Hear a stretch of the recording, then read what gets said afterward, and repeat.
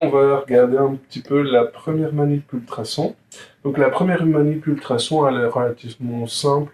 C'est juste essayer de trouver la fréquence de résonance de notre piezoélectrique.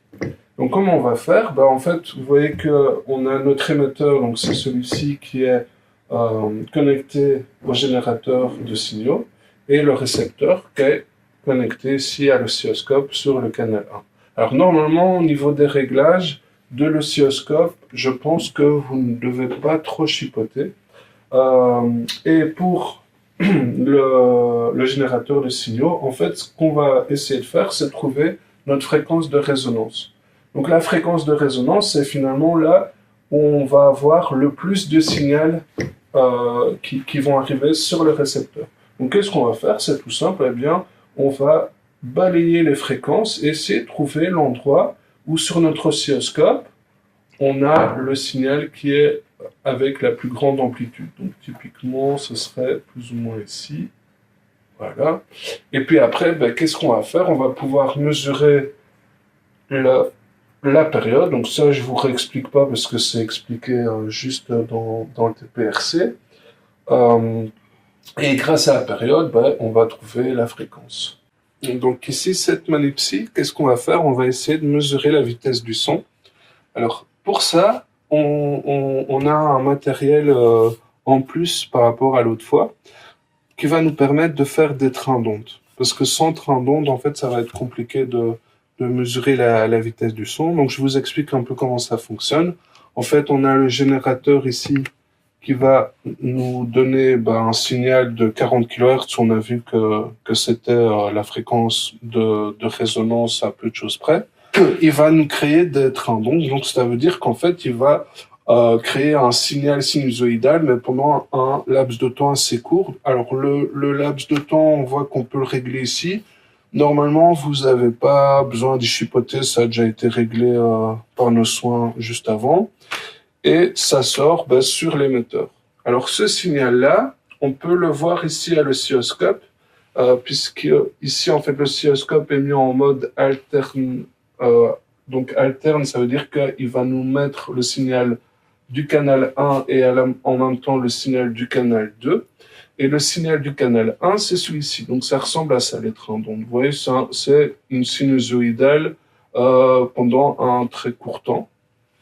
Et le signal qui est réceptionné ici, il se trouve juste ici.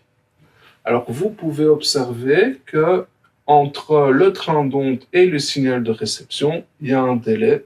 Ce qu'on peut faire, c'est regarder qu'est-ce qui se passe au niveau ici du délai quand on rapproche l'émetteur du récepteur.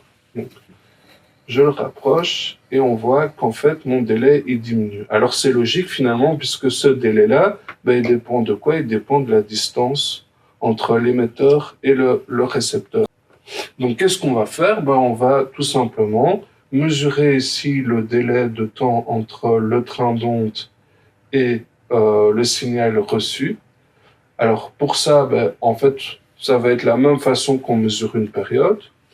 Et puis, on va mesurer la distance entre l'émetteur et le récepteur. Et en faisant tout simplement la distance sur le temps, on trouve la vitesse. Voilà, donc dans cette troisième manip du TP ultrason, ce que vous allez faire, c'est que vous allez vous intéresser à l'absorption des ultrasons. Donc, exactement comme pour la deuxième manip, vous avez un générateur de signal qui est envoyé à une plaquette qui permet de créer un train d'onde. Et ce train d'onde, ensuite, il va être envoyé par l'émetteur et il y a quelque chose qui va être reçu par le récepteur. C'est ça que vous voyez à l'écran. C'est ce qui est reçu par le récepteur. Et ce que vous allez faire, en fait, c'est que vous allez ajouter des épaisseurs de mousse entre l'émetteur et le récepteur. De la mousse qui ressemble à ça. Vous allez en ajouter différentes épaisseurs, donc vous voyez que vous avez toute une série de mousses, vous savez de quoi faire. Hein. Ne prenez pas juste une seule, ça suffira pas. Et vous voyez que quand j'ajoute une mousse entre l'émetteur et le récepteur, je vais vous le remontrer, l'amplitude du signal diminue.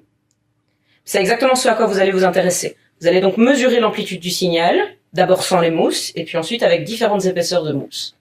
Vous allez voir que normalement, l'amplitude, elle diminue de façon exponentielle, et donc si vous tracez ça sur un graphique semi-logarithmique, normalement, vous aurez une droite qui vous permettra de déterminer ce qu'on appelle le coefficient d'absorption de la mousse en l'occurrence. Voilà, donc dans la dernière manip, ce que vous allez faire, en fait, c'est que vous allez essayer de reproduire le principe de base de l'échographie et de l'écholocation, comme je vous l'ai expliqué dans l'intro théorique. Vous allez voir que donc en fait, vous avez à votre disposition de nouveau le générateur de tension alternative qui est relié à la plaquette pour produire le train d'onde. Donc vous avez ici le train d'onde émis et puis le train d'onde reçu. Alors le dispositif en pratique, il ressemble à ça. Donc en fait, vous avez un train d'onde qui est émis ici, qui va venir se réfléchir sur la plaque en bois et qui va revenir au niveau du récepteur. Alors celui qui est émis, vous le voyez ici, et celui qui est reçu, vous le voyez là. Il faudrait peut-être d'ailleurs varier un petit peu son calibre. Donc, ici, vous avez le train d'onde émis, ici, vous avez le train d'onde reçu. Vous savez que l'oscilloscope, ça vous donne un signal en fonction du temps. Donc, ça veut dire que vous pouvez mesurer grâce à l'oscilloscope le temps qui s'est écoulé entre le début du train d'onde émis et le début du train d'onde reçu. À partir de ce temps-là et de la vitesse de l'ultrason, vous allez pouvoir déterminer à quelle distance se trouve la plaque en bois, en prenant bien en compte que l'onde elle a fait un aller-retour pour aller de l'émetteur au récepteur. Il faut faire attention à ça dans votre calcul, c'est évidemment important. Alors vous allez le faire avec la plaque en bois, et puis ensuite ce qu'on va faire, c'est qu'on va ajouter un deuxième obstacle, qui est la mousse que vous voyez ici. Donc je vais la mettre ici dans le chemin de mon train d'onde. Et ce qui se passe ici, c'est que du coup j'ai deux signaux reçus. Un premier qui correspond à l'onde qui a été réfléchie sur la mousse, et puis un second qui correspond à l'onde qui a été transmise au niveau de la mousse, et puis qui a été réfléchie au niveau de la plaque en bois, et qui est revenue jusqu'au récepteur. Ces deux signaux, vous allez à nouveau pouvoir mesurer leur décalage temporel par rapport au signal émis. Et donc, à partir de là, de nouveau, vous allez pouvoir déterminer la distance du mousse et la distance de la plaque en bois.